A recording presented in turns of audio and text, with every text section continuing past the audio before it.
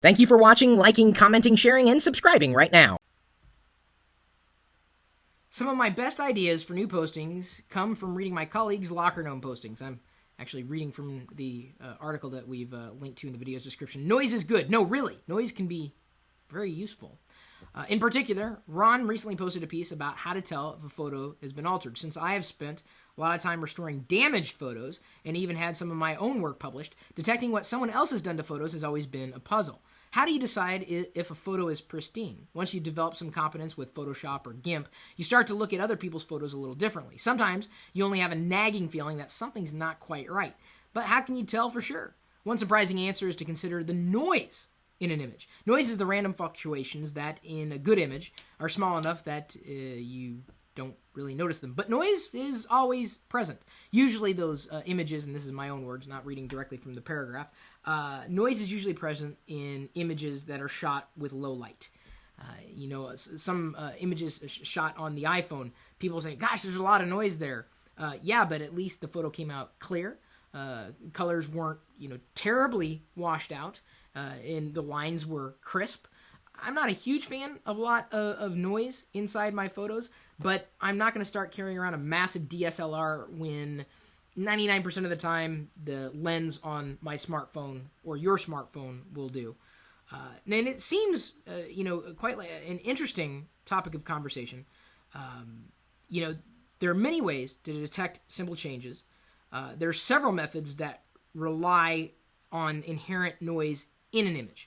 So, there are some people who are inclined to wipe all noise out of an image, but when you do that, it kind of gives it a watercolored or painted look. If you've ever used the noise removal feature of any particular software, and you'll know it's noise because it kind of looks grainy, right? It's noise.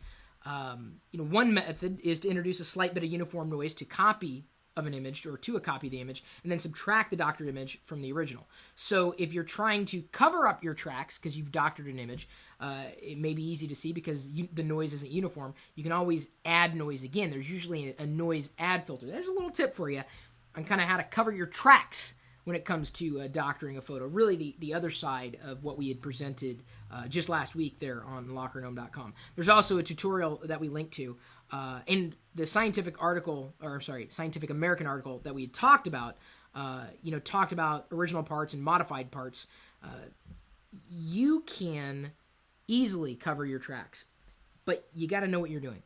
There was a report last week where a hacker was bragging by taking a photo of his message in front of his girlfriend's breasts, which were partially exposed.